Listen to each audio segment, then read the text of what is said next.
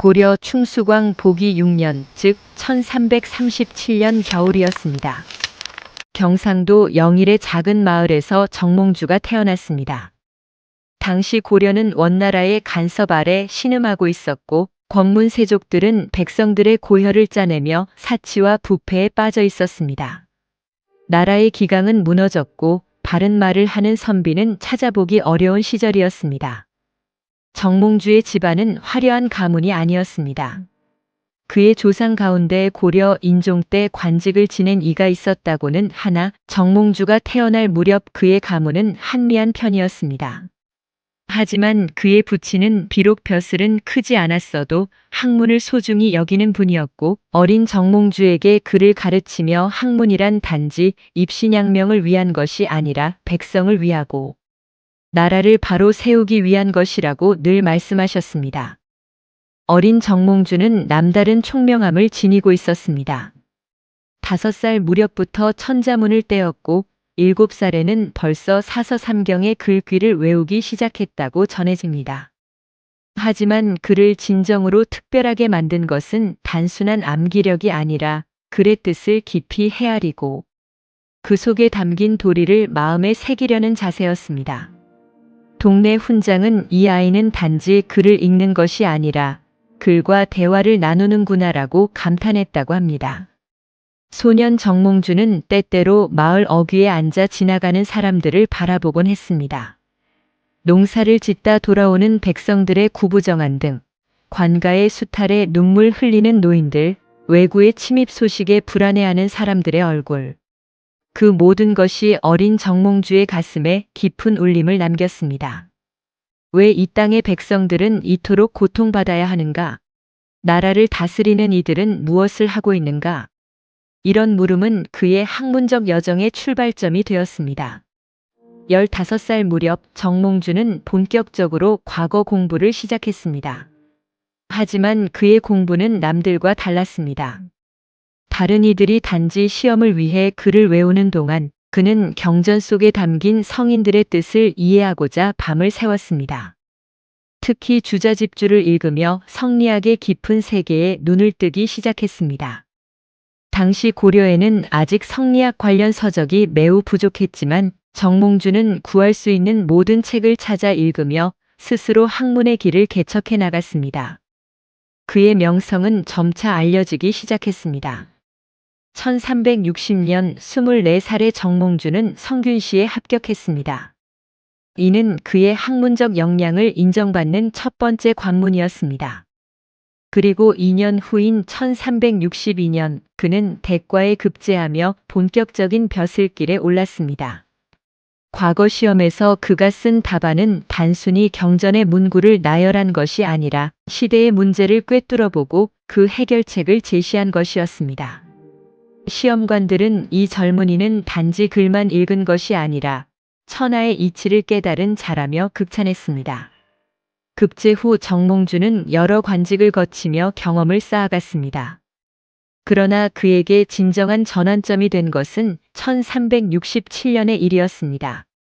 당시 공민왕은 신진 세력을 육성하기 위해 교육제도를 개편하며 성균관을 재건했고 이색을 성균 대사성에 임명했습니다. 이색은 이재현과 백이정, 권부, 안양 등의 학통을 계승한 고려 최고의 성리학자였습니다.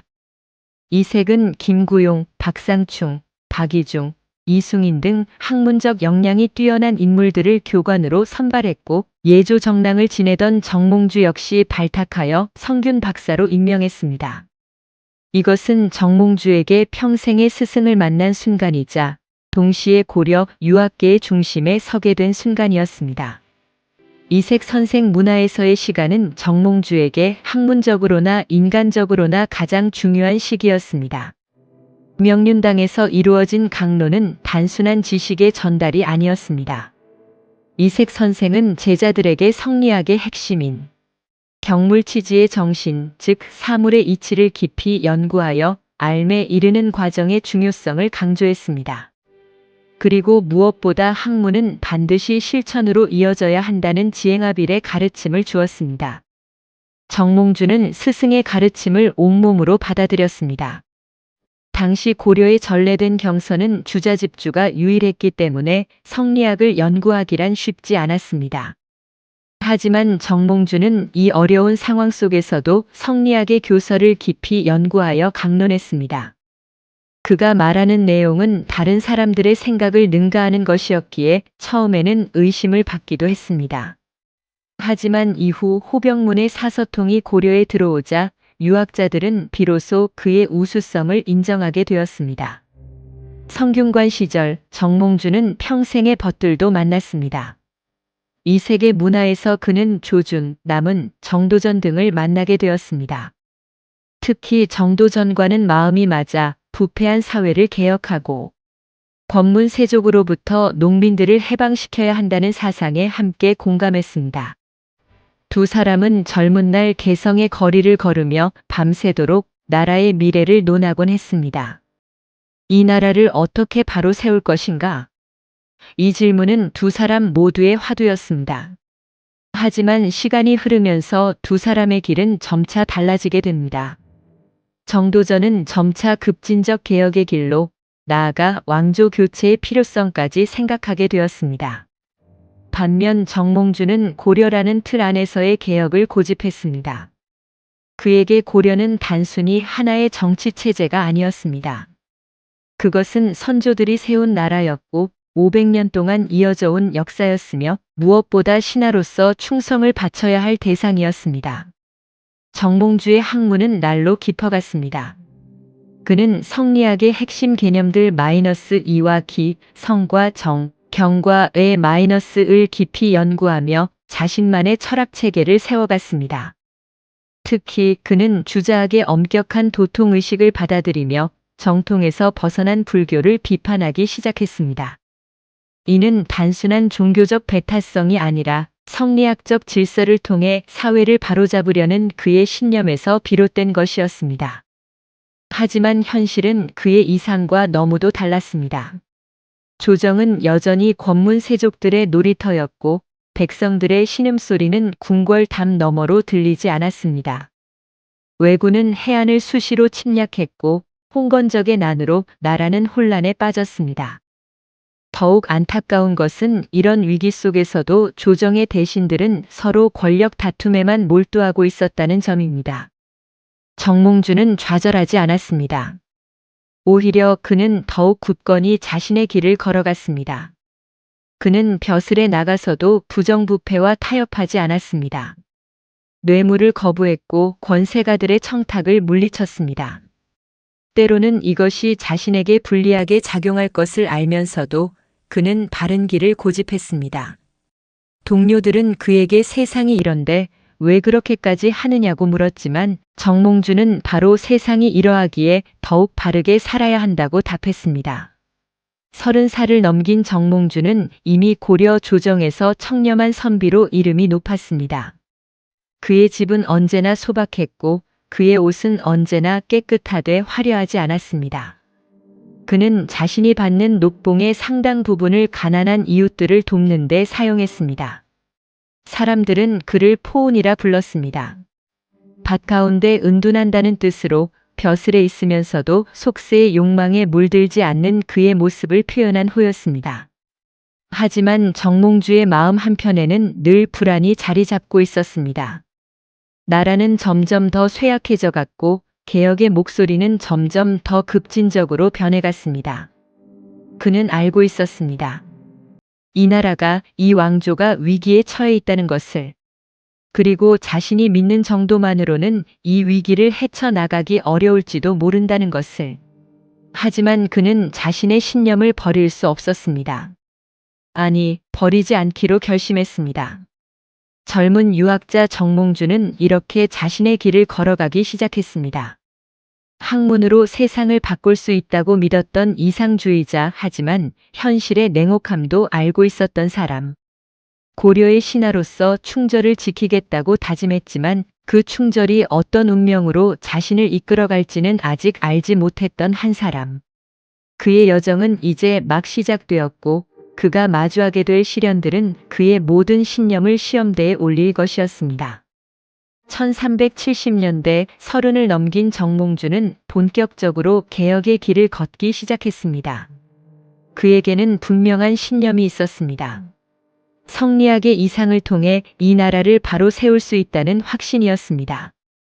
하지만 그가 마주한 현실은 생각보다 훨씬 가혹했습니다. 성균관 박사가 된 정몽주는 젊은 학자들을 키우는데 힘썼습니다. 그는 단순히 과거 시험을 위한 교육이 아니라 진정한 성리학의 도를 깨우치는 교육을 지향했습니다. 매일 아침 명륜당에 모인 학생들에게 그는 주자의 가르침을 전했습니다. 학문은 나를 닦는 것에서 시작하여 천하를 평안하게 하는 데 이른다. 수신제같이 국평천하, 이것이 우리가 걸어야 할 길이다. 그의 강의는 열정적이었습니다. 때로는 밤늦도록 학생들과 함께 경전을 읽으며 토론했고, 때로는 직접 시를 지어 성리학의 이치를 설명했습니다. 학생들은 그의 진심에 감동했고, 그를 따르는 제자들이 점점 늘어났습니다. 정몽주는 이들이야말로 고려를 다시 일으킬 새로운 인재라고 믿었습니다. 하지만 성균관 밖의 세상은 달랐습니다. 조정은 여전히 권문 세족들의 각축장이었습니다. 왕위는 불안정했고 권신들은 자신의 권력을 유지하기 위해 온갖 수단을 동원했습니다. 토지는 소수의 손에 집중되어 있었고 농민들은 점점 더 가난해졌습니다. 왜군은 해안 지역을 수시로 약탈했고 백성들은 안전한 곳을 찾아 떠돌았습니다. 정몽주는 이런 현실을 외면할 수 없었습니다. 그는 상소를 올려 개혁을 주장했습니다. 토지 제도를 개혁하여 농민들에게 땅을 돌려주어야 합니다. 불교 사찰의 과도한 토지 점유를 제한하고 권문 세족들의 토지 겸병을 막아야 합니다. 그의 주장은 정확했지만 현실의 벽은 높았습니다. 권문 세족들은 그를 비웃었습니다. 젊은 서생이 세상 물정도 모르고 허황된 이야기를 한다고 비난했습니다. 심지어 같은 신진 사대부들조차 너무 급진적이다라며 우려를 표했습니다. 개혁은 번번이 좌절되었고 정몽주는 깊은 좌절감을 느꼈습니다. 과연 학문만으로 세상을 바꿀 수 있을까? 이런 회의가 그의 마음을 스쳐갔습니다. 바로 그때 한 사람이 그의 눈앞에 나타났습니다. 무장 이성계였습니다. 1370년대 후반 이성계는 왜구를 토벌하며 혁혁한 전공을 세우고 있었습니다. 1380년 황산 대첩에서 왜구를 크게 무찔렀고 1383년에는 동북면에서 여진족을 격퇴했습니다. 백성들은 그를 영웅으로 추앙했고 조정의 권력자들조차 그의 군사력을 두려워했습니다. 정몽주는 이성계를 주목했습니다. 이 사람은 달랐습니다. 무력을 갖추고 있으면서도 개혁의 의지가 있어 보였습니다. 실제로 이성계는 정몽주와 같은 신진 사대부들과 가까이 지냈고 그들의 개혁 주장에 귀를 기울였습니다. 정몽주는 생각했습니다. 어쩌면 이 사람과 함께라면 진정한 개혁을 이룰 수 있을지도 모른다. 한동안 정몽주와 이성계는 협력했습니다. 정몽주는 이성계와 함께 여진족을 물리치는 출전에도 참여했습니다. 문신이었지만 그는 전장의 현실을 직접 눈으로 보고자 했고 무장들의 생각을 이해하고자 했습니다. 그는 문신이었지만 무장으로서도 활발하게 활동하여 4번을 출전하여 공을 세웠습니다. 1384년에는 중요한 사건이 일어났습니다. 임금이 불교를 따르려 하자 정몽주가 앞장서서 이를 말렸습니다. 당시 우왕은 불교를 크게 숭상하며 사찰에 많은 재물을 기부하려 했습니다. 정몽주는 이것이 나라를 더욱 어렵게 만들 것이라 판단하고 강력하게 반대했습니다. 전하, 지금 백성들은 굶주리고 있사옵니다. 국고는 비어있고 왜구는 날마다 침략하고 있사옵니다. 이런 때에 사찰에 재물을 보내는 것은 옳지 않사옵니다. 그의 직원은 왕의 미움을 샀지만 정몽주는 물러서지 않았습니다. 이것이 바로 그가 평생 지켜온 태도였습니다. 권력 앞에서도 굽히지 않고 바른 말을 하는 것. 비록 그것이 자신에게 불리하게 작용할 것을 알면서도 말입니다. 1388년 역사의 큰 전환점이 찾아왔습니다. 명나라가 철령 이북의 땅을 자신들의 영토로 편입하겠다고 선언했습니다. 고려 조정은 분노했고 최영 장군은 요동정벌을 주장했습니다. 우왕도 이에 동의했고 대군이 편성되었습니다. 이성계는 좌군 도통사로, 조민수는 우군 도통사로 임명되어 압록강을 건너 진군했습니다. 하지만 이성계의 생각은 달랐습니다. 그는 요동정벌이 시기상조라고 판단했습니다. 국력이 약한 상태에서 명나라와 전쟁을 벌이는 것은 자멸의 길이라고 보았습니다. 그리고 마침내 1388년 5월 22일 위화도에서 군대를 돌려 개경으로 회군했습니다. 9일 만에 개경의 수도 방위군과 최영을 제압하고 조정을 장악했습니다. 정몽주는 위화도 회군을 찬성했습니다. 그 역시 무리한 요동정벌이 나라를 위험에 빠뜨릴 것이라 생각했기 때문입니다. 회군 직후 우왕은 폐위되고 그의 아들 창왕이 왕위에 올랐습니다. 이성계가 사실상 국가를 운영하게 되었습니다. 처음에 정몽주는 이것을 개혁의 기회로 보았습니다. 마침내 부패한 권력자들이 제거되고 새로운 정치가 시작될 수 있다고 믿었습니다. 실제로 이성계는 신진 사대부들과 함께 개혁 정책을 추진했습니다. 토지제도 개혁이 논의되었고 권문 세족의 횡포를 막기 위한 조치들이 취해졌습니다. 하지만 시간이 흐르면서 정몽주는 불편한 진실을 알아차리기 시작했습니다.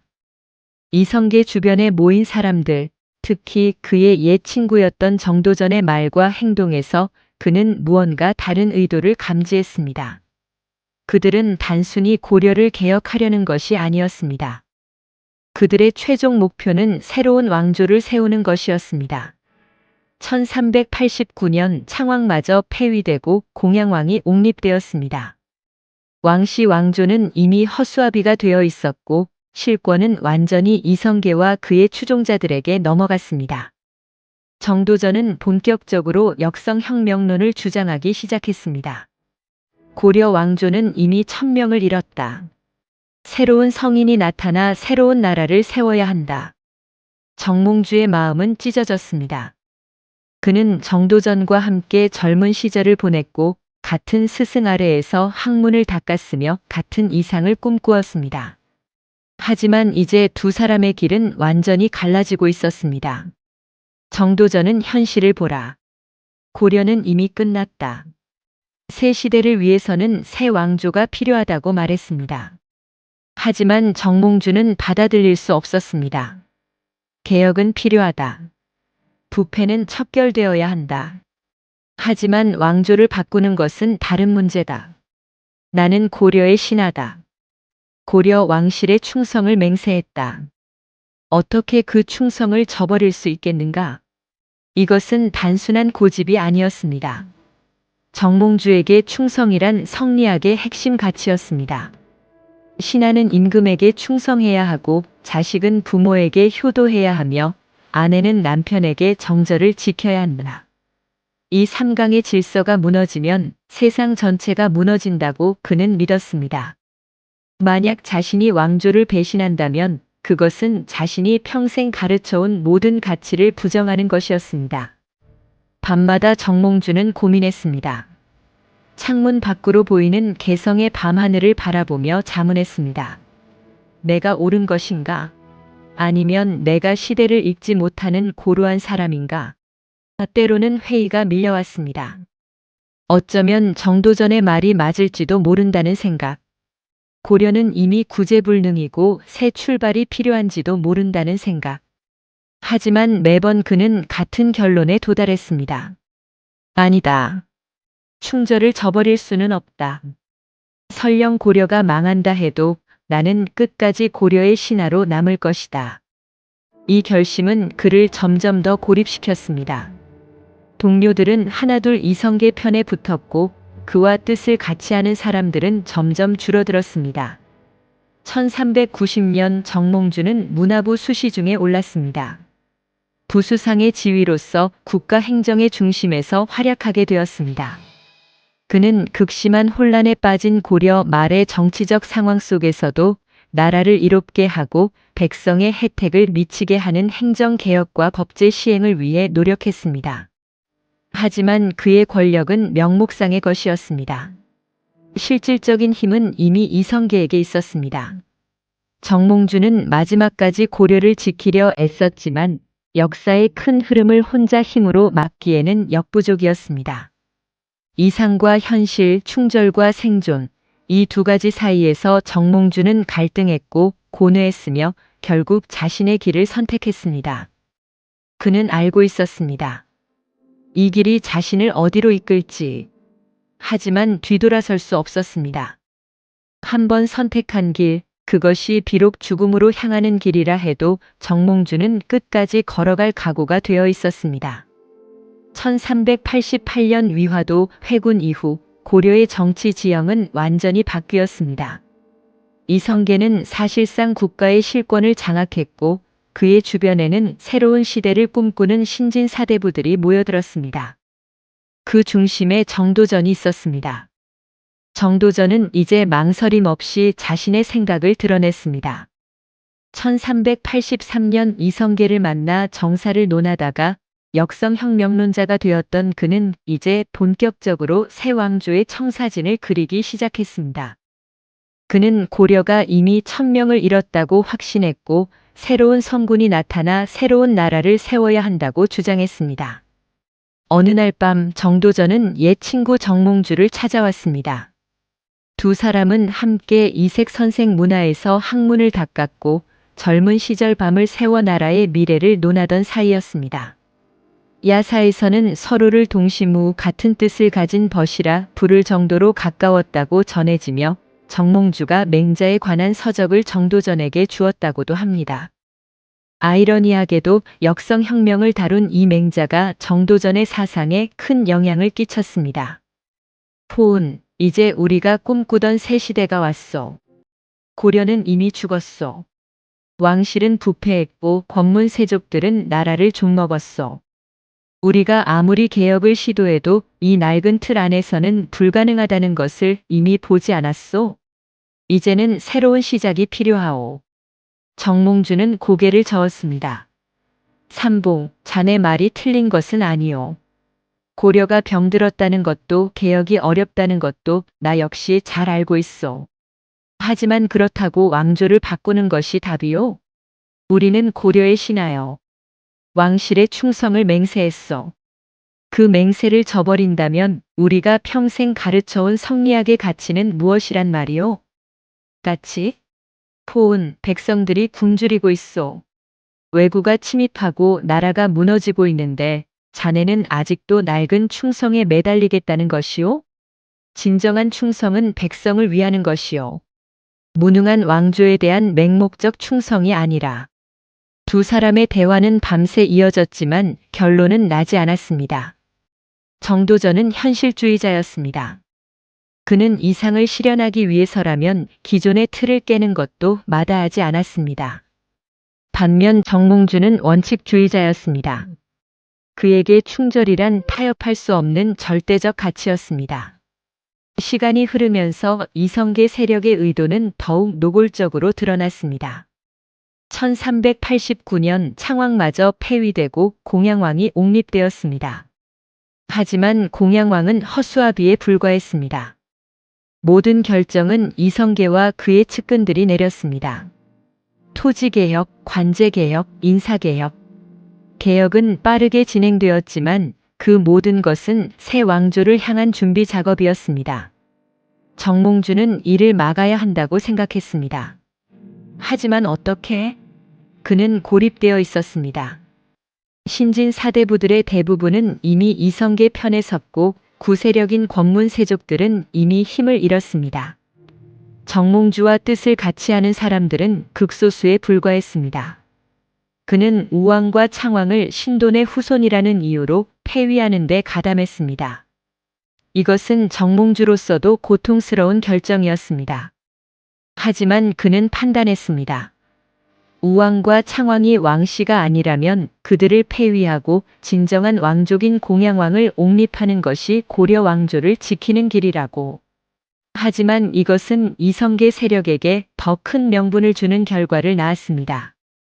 그들은 왕씨 왕조의 정통성 자체를 흔들기 시작했습니다. 이때 이성계의 다섯째 아들 이방원이 주목을 받기 시작했습니다. 그는 젊었지만 총명하고 결단력이 있었습니다. 무엇보다 그는 정치적 감각이 뛰어났습니다. 이방원은 아버지 이성계와 정도전이 보지 못하는 것을 보았습니다. 정몽주의 존재가 새 왕조에 얼마나 큰 장애물인지를. 정몽주는 단순히 한 사람의 신하가 아니었습니다. 그는 도덕의 종장으로 불릴 만큼 당대 최고의 학자이자 도덕적 권위를 지닌 인물이었습니다. 그가 고려에 충성하는 한 새 왕조의 정통성은 완전할 수 없었습니다. 백성들은 물을 것이었습니다. 그토록 덕망 높은 정몽주 선생도 인정하지 않는 나라가 과연 정당한가? 이방원은 이것을 알았습니다. 그는 여러 차례 정몽주를 회유하려 했습니다. 선생님, 이제 시대가 바뀌었습니다. 고려는 이미 끝났습니다. 선생님의 학문과 덕망으로 새 시대의 충신이 되어 주십시오. 선생님이 함께 해주신다면 우리는 진정으로 백성을 위한 나라를 만들 수 있습니다. 하지만 정몽주의 대답은 언제나 같았습니다. 나는 고려의 신하다. 고려가 망하는 날까지 고려의 신하로 남을 것이다. 그의 목소리는 단호했지만 그의 눈빛에는 깊은 슬픔이 어려 있었습니다. 그는 알고 있었습니다. 이 길이 자신을 죽음으로 이끌 것이라는 것을. 1392년 초 긴장은 극에 달했습니다. 정도전은 새 왕조의 국호를 조선으로 할 것을 제안했고 수도를 개경해서 한양으로 옮길 계획을 세웠습니다.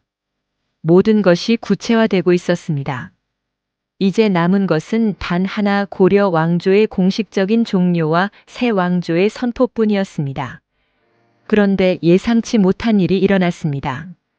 1392년 3월 이성계가 황주에서 사냥을 하다 말에서 굴러떨어져 부상을 당했습니다.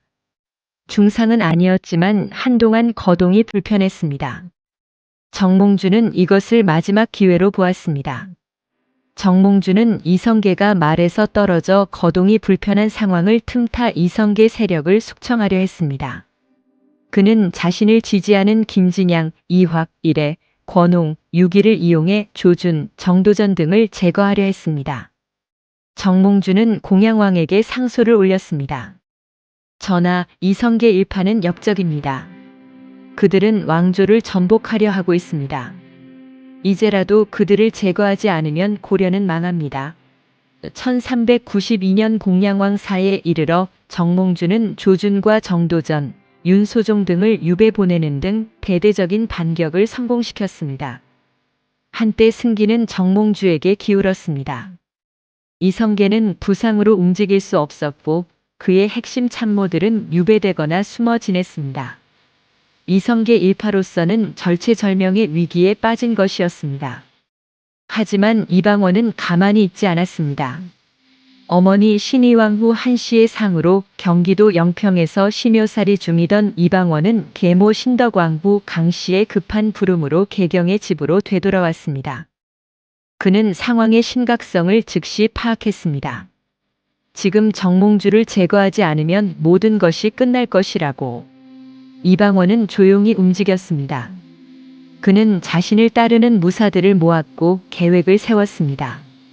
하지만 먼저 마지막 시도를 하기로 했습니다.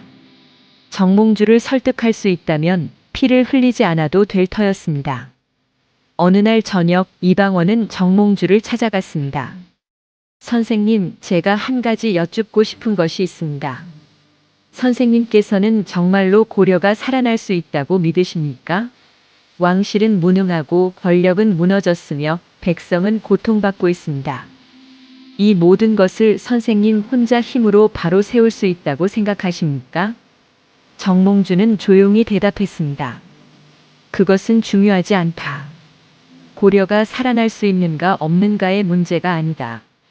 나는 고려의 신하로 태어났고 고려의 신하로 죽을 것이다. 그것이 신하의 도리다. 도리.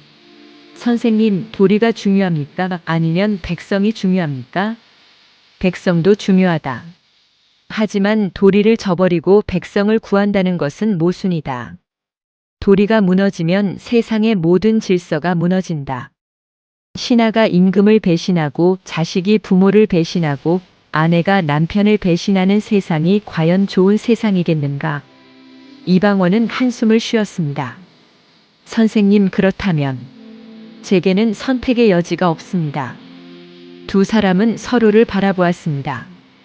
젊은 야심가와 늙은 충신.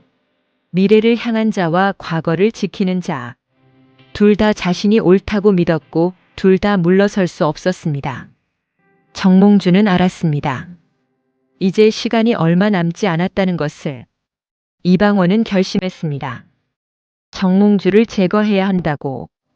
운명의 대결이 임박했습니다. 거리에는 봄비가 내리기 시작했습니다. 개경의 밤은 깊어갔고 선죽교 위로 사람들의 발소리가 들렸습니다. 역사의 수레바퀴는 멈출 수 없이 굴러가고 있었고 정몽주와 이방원 두 사람의 운명적 충돌은 이제 막바지에 다다르고 있었습니다. 1392년 4월 개성의 봄은 유난히 쌀쌀했습니다. 정치적 긴장감이 도시 전체를 뒤덮고 있었고 사람들은 무언가 큰일이 일어날 것을 예감하고 있었습니다. 정몽주의 역습으로 조준과 정도전이 유배되고 이성계 세력이 위기에 빠졌지만 이것은 일시적인 승리에 불과했습니다. 이방원은 결단을 내렸습니다. 더 이상 시간을 끌 수 없었습니다. 정몽주를 설득할 수 없다면 다른 방법을 써야 했습니다. 하지만 그 전에 마지막으로 한 번 더 시도해 보기로 했습니다. 혹시 모를 일이었습니다. 어쩌면 정몽주의 마음을 돌릴 수 있을지도 모른다는 희망을 버릴 수 없었습니다. 이성계는 말에서 떨어진 부상으로 수창궁 자택에서 요양하고 있었습니다. 이방원은 정몽주에게 사람을 보내 부친의 병문안을 청했습니다. 선생님, 아버님께서 선생님을 뵙고 싶어 하십니다. 정치적 입장은 다르지만 오랜 세월 함께 나라를 걱정했던 동지가 아니십니까? 부디 한번 찾아주십시오. 정몽주는 고민했습니다. 이것이 함정일 수도 있다는 것을 알고 있었습니다. 하지만 동시에 이성계는 함께 여진족을 토벌하러 갔던 동료이기도 했습니다. 병든 사람을 찾아가는 것을 거부하는 것은 인정에 어긋나는 일이었습니다. 결국 그는 가기로 결심했습니다. 4월 초순의 어느 날 저녁 정몽주는 수창궁을 찾았습니다. 이성계의 문병을 위해 찾아간 것이었습니다. 이성계는 침상에 누워 있었고 그의 얼굴에는 피곤한 기색이 역력했습니다. 두 사람은 짧게 인사를 나누었습니다. 정치적으로는 적이었지만 개인적으로는 서로를 존중하는 사이였습니다. 문병을 마치고 정몽주가 나가려 할 때 이방원이 나타났습니다. 선생님, 제가 선생님을 집까지 모셔다 드리겠습니다. 밤길이 어두우니 함께 가시지요. 정몽주는 잠시 망설였지만 거절할 이유가 없었습니다. 두 사람은 함께 수창궁을 나섰습니다. 밤거리는 조용했습니다. 가로등 없는 개성의 밤, 달빛만이 희미하게 길을 비추고 있었습니다. 걸어가면서 이방원이 말을 꺼냈습니다. 선생님, 제가 선생님께 한 편의 시를 지어 올리고자 합니다. 부디 들어주십시오. 그리고 이방원은 노래하듯 시조를 읊었습니다. 이런들 어떠하며 저런들 어떠하리 만수산 드렁칠기 얽혀진들 어떠하리 우리도 이같이 얽혀져 100년까지 누리리라. 이것이 바로 유명한 하여가였습니다. 그 의미는 명백했습니다. 세상이 어떻게 바뀌든 무슨 상관입니까? 칡넝쿨이 서로 얽히듯이 우리도 함께 얽혀서 100년을 함께 누립시다. 즉 왕조가 바뀌든 말든 함께 새 시대를 열어가자는 마지막 제안이었습니다. 정몽주는 걸음을 멈추었습니다. 그는 하늘을 올려다보았습니다. 봄밤의 별들이 차갑게 빛나고 있었습니다. 그의 마음속에서는 수많은 생각이 교차했습니다. 지금이라도 손을 잡으면 살 수 있다. 부귀영화를 누릴 수 있다. 새 시대의 충신이 될 수 있다. 하지만 그는 알고 있었습니다. 그렇게 하는 순간 자신이 평생 지켜온 모든 것이 무너진다는 것을, 제자들에게 가르쳤던 충절, 백성들에게 보여주었던 신념, 자신이 믿었던 성리학의 가치, 그 모든 것이 거짓이 되는 것을. 정몽주는 천천히 입을 열었습니다. 그의 목소리는 떨리지 않았습니다. 오히려 그 어느 때보다 단호하고 명확했습니다. 이 몸이 죽고 죽어 100번 고쳐 죽어 100골이 진토되어 넉기라도 있고 없고 님 향한 일편단심이야 가실 줄이 있으랴. 이것이 바로 단심과 붉은 마음의 노래였습니다. 내 몸이 죽고 또 죽어 100번을 다시 죽어도 100골이 먼지가 되어 콘백조차 사라진다 해도 임금을 향한 나의 한결같은 마음은 변할 수 없습니다. 이것은 단순한 시가 아니었습니다. 이것은 삶과 죽음을 건 맹세였고 한 인간이 자신의 신념을 세상에 선포하는 순간이었습니다. 이방원은 할 말을 잃었습니다. 그는 정몽주의 눈을 바라보았습니다. 그 눈에는 두려움이 없었습니다. 오히려 깊은 평화가 담겨 있었습니다. 자신의 운명을 받아들인 사람만이 가질 수 있는 그런 평화였습니다. 선생님, 이방원의 목소리가 떨렸습니다. 정말로 이 길을 가시겠습니까? 이것이 내 길이다. 정몽주는 조용히 대답했습니다. 나는 다른 길을 선택할 수 없다. 선택하지 않을 것이다. 두 사람은 더 이상 말이 없었습니다. 정몽주는 고개를 숙여 인사하고 자신의 집을 향해 걸어갔습니다. 이방원은 그 뒷모습을 바라보았습니다. 그리고 마음속으로 결심했습니다. 이제 더 이상 방법이 없다. 선주교는 개성 남대문에서 동쪽 약 1km 거리의 자남산 남쪽 개울에 있는 다리였습니다. 원래 명칭은 선지교였습니다. 정몽주가 그 다리를 건너려 할 때였습니다. 어둠 속에서 사람들이 나타났습니다. 이방원의 명을 받은 무사들이었습니다. 그들의 손에는 쇠몽둥이가 들려 있었습니다. 정몽주는 놀라지 않았습니다. 오히려 예상했다는 듯한 표정이었습니다. 정몽주, 오늘이 그대의 마지막 날이다. 조영규가 외쳤습니다. 그는 이방원의 가장 충실한 부하 중 한 명이었습니다. 정몽주는 조용히 대답했습니다. 그렇다면 어서 하라. 나는 준비되어 있다. 쇠몽둥이가 내려쳤습니다. 정몽주는 쓰러졌습니다. 다시 또 내려쳤습니다. 1392년 음력 4월 4일 양력 5월 4일 밤이었습니다. 선주교 위에 피가 흘러내렸습니다. 붉은 피가 흰 돌다리를 물들였습니다. 고려의 마지막 충신은 이렇게 생을 마감했습니다. 그의 나이 55세였습니다. 그가 죽는 순간 고려 왕조의 운명도 사실상 결정되었습니다. 정몽주가 죽은 지 100일 만에 고려 왕조는 34대 475년에 막을 내렸습니다. 이방원은 멀리서 이 모든 것을 지켜보고 있었습니다. 그의 가슴은 무거웠습니다. 그는 방금 당대 최고의 학자를, 가장 존경받는 선비를, 그리고 자신이 진심으로 존경했던 사람을 죽인 것이었습니다. 하지만 그는 자신의 선택을 후회하지 않았습니다. 아니, 후회할 수 없었습니다. 이것이 새로운 시대를 열기 위해 치러야 할 대가라고 그는 믿었습니다. 다음 날 개성의 사람들은 선주교 위의 핏자국을 보았습니다. 아무리 씻어도 지워지지 않는 붉은 자국. 정몽주가 피살된 후 사람들은 이 다리를 더 이상 선지교라 부르지 않았습니다. 선주교, 즉 대나무처럼 곧은 선비의 다리라고 부르기 시작했습니다. 전설에 따르면 그의 피가 스며든 자리에서 붉은 대나무가 자라났다고 합니다.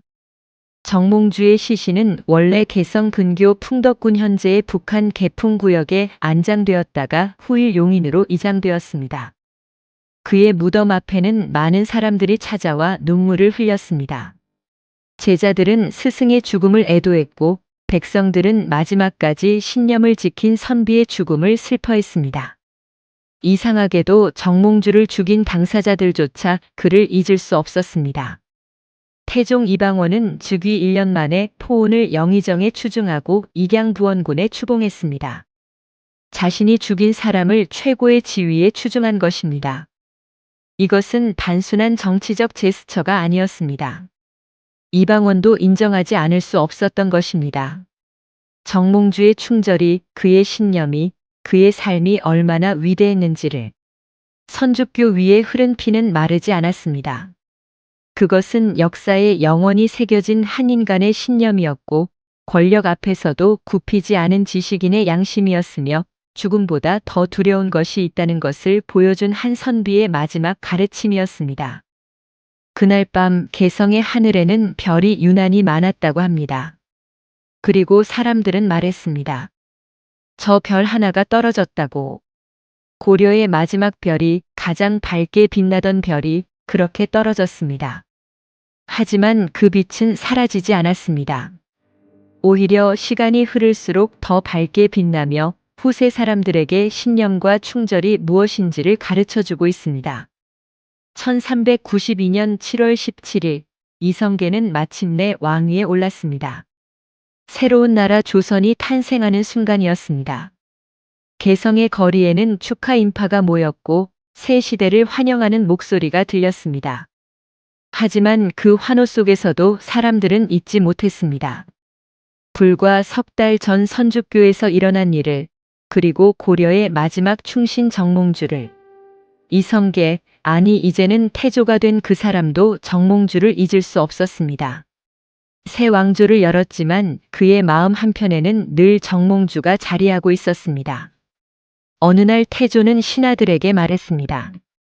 정몽주는 비록 우리와 뜻을 달리했지만 그의 충절만큼은 천하가 본받아야 할 것이다. 이것은 단순한 미사여구가 아니었습니다. 태조는 진심으로 정몽주를 존경했고 그의 충절을 인정했습니다. 새로운 왕조는 아이러니하게도 자신들이 무너뜨린 왕조의 충신을 기리기 시작했습니다. 1401년 즉위한 지 1년 만에 태종 이방원은 정몽주를 영의정에 추중했습니다. 자신이 직접 죽인 사람을 최고의 관직에 추중한 것입니다. 그리고 익양부원군에 추봉하고 문충이라는 시호를 내렸습니다. 학문이 넓고 지식이 깊으며 위태로움을 만나도 절개를 잃지 않는다는 뜻이었습니다. 이방원의 마음은 복잡했을 것입니다. 그는 정몽주를 제거하지 않으면 새 왕조를 세울 수 없다고 판단했고 그 결단을 실행에 옮겼습니다. 하지만 그 후 평생 동안 정몽주의 그림자에서 벗어날 수 없었습니다. 밤마다 꿈에 나타나는 선주교의 핏자국, 귓가에 울리는 단심가의 구절. 이방원은 왕이 되었지만 정몽주를 죽인 죄책감에서 자유로울 수 없었습니다. 세종대왕 역시 정몽주를 존경했습니다. 세종은 왕자 시절 정몽주의 문화생인 권후에게서 수학했습니다. 그에게서 정몽주의 학문과 정신을 배웠던 것입니다. 세종 즉위 후 편찬한 삼강행실도 충신편에 정몽주가 수록되었습니다. 세종은 부왕 태종 이방원에 이어 정몽주를 충절의 상징으로 성역화시켰습니다. 이것은 매우 특이한 현상이었습니다. 보통 새로운 왕조는 이전 왕조의 충신을 역적으로 몰거나 최소한 무시하는 것이 일반적입니다. 하지만 조선은 달랐습니다. 조선은 오히려 정몽주를 떠받들었습니다. 왜 그랬을까요? 이유는 간단했습니다. 조선은 성리학을 국가 이념으로 삼은 나라였습니다. 그리고 성리학의 핵심 가치는 충, 효, 열이었습니다. 정몽주는 바로 그 충절을 몸소 실천한 인물이었습니다. 조선이 정몽주를 부정한다면 그것은 곧 자신들이 내세우는 성리학적 가치를 부정하는 것이나 마찬가지였습니다. 따라서 조선은 어쩔 수 없이, 아니 오히려 적극적으로 정몽주를 기릴 수밖에 없었습니다. 하지만 정몽주의 진정한 영향력은 다른 곳에서 나타났습니다. 바로 그의 제자들이었습니다. 정몽주 문화에서 배운 학자들은 조선 건국에 참여하기를 거부했습니다. 그들은 스승의 뜻을 따라 고려에 대한 의리를 지키며 향촌으로 내려갔습니다.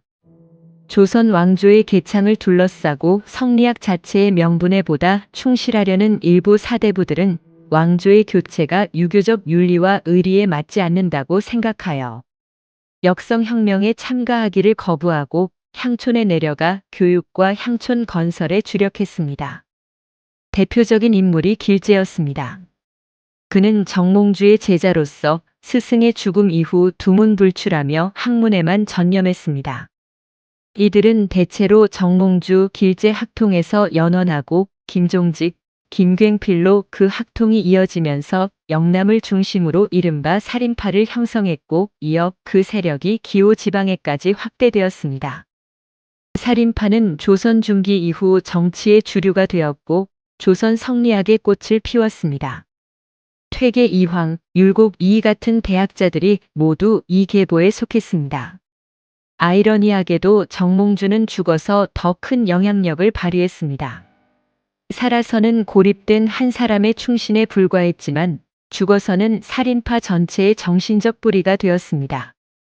종국적으로 정몽주는 죽었지만 정몽주의 제자들은 훗날 살인파를 형성하여 풍파는 있었지만 조선 왕조 500년의 세월 동안 지배층으로 자리 잡았습니다. 1517년 중종 12년의 일이었습니다. 성종이 훈구파 공신 세력의 견제를 위해 그의 후신인 살인파를 발탁하면서 그를 성균관 문묘에 모시려는 운동이 나타났습니다. 문묘는 공자를 모신 사당으로 동양 유학의 최고 성인들만이 배양될 수 있는 곳이었습니다.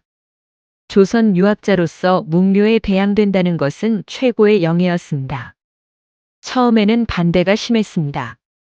훈구파는 정몽주는 고려의 신하였고 조선 건국을 반대한 인물이다. 어떻게 그를 문묘에 모실 수 있는가라고 반발했습니다. 하지만 살인파는 물러서지 않았습니다. 정몽주 선생은 충절의 화신이다. 그의 학문과 덕행은 백세의 스승이 될 만하다. 비록 조선 건국에 반대했지만 그것은 오히려 그의 충절을 증명하는 것이다. 논쟁은 오랫동안 계속되었습니다. 하지만 결국 1517년 중종 때 문묘에 종사되었습니다. 정몽주는 마침내 공자의 사당에 배양되는 영예를 얻었습니다. 조선의 신하가 아니었지만 조선 최고의 학자로 인정받은 것입니다. 그 후 전국 각지에 정몽주를 기리는 서원이 세워졌습니다. 1555년 명종 10년 그의 고향인 경북 영천의 인고서원이 창건되고 1573년 개성 숭양서원, 1576년 용인 충렬서원, 1588년 영일 오천서원 및 상주 도남서원, 울산 구강서원, 언양 반구서원 등 13개의 서원에 배양되었습니다. 백성들은 그의 사당 앞에서 절을 올리며 충절의 의미를 되새겼습니다. 선주교 역시 성지가 되었습니다. 조선시대 내내 많은 선비들이 선주교를 찾아와 정몽주를 추모했습니다. 그 돌다리 위에 남은 핏자국은 세월이 흘러도 지워지지 않았다고 전해집니다. 비가 와도 눈이 와도 그 붉은 자국만은 남아있었다고 합니다. 과학적으로는 설명할 수 없는 일이지만 사람들은 믿었습니다. 정몽주의 충절이 너무나 강렬해서 그의 피가 돌에 스며들어 영원히 남았다고. 현대에 와서도 정몽주는 여전히 존경받고 있습니다. 그는 단지 옛날 사람이 아닙니다.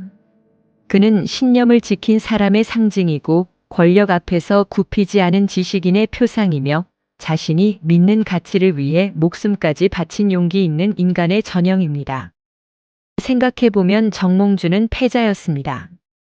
그가 지키려 했던 고려는 망했고 그가 반대했던 조선은 건국되었습니다. 현실 정치에서 그는 완전히 패배했습니다. 하지만 역사는 그를 패자로 기록하지 않았습니다. 오히려 승자로 만들었습니다. 왜 그럴까요? 역사가 평가하는 기준은 단순한 승패가 아니기 때문입니다.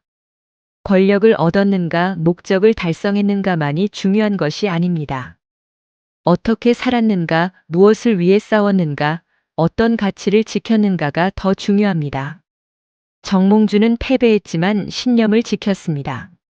목숨을 잃었지만 영혼은 잃지 않았습니다. 그래서 역사는 그를 기억합니다. 이성계는 왕이 되었습니다. 정도전은 새 나라의 재상이 되었습니다. 이방원은 태종이 되었습니다. 그들은 모두 성공했습니다.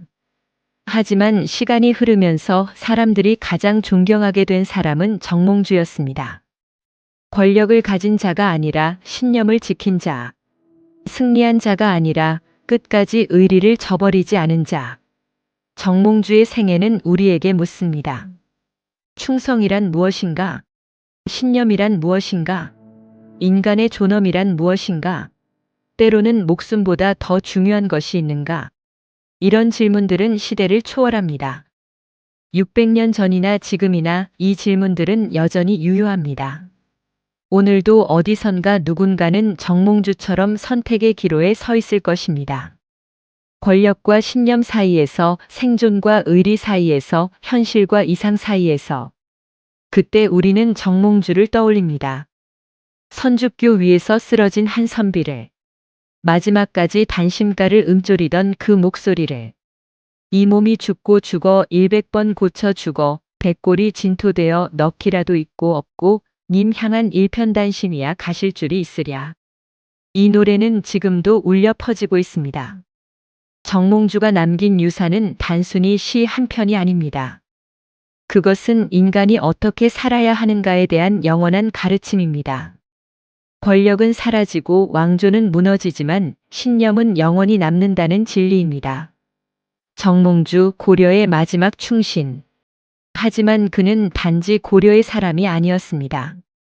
그는 시대를 넘어선 사람이었고 역사를 관통하는 정신이었으며 영원히 빛나는 별이었습니다. 그 별빛은 지금도 우리를 비추고 있습니다.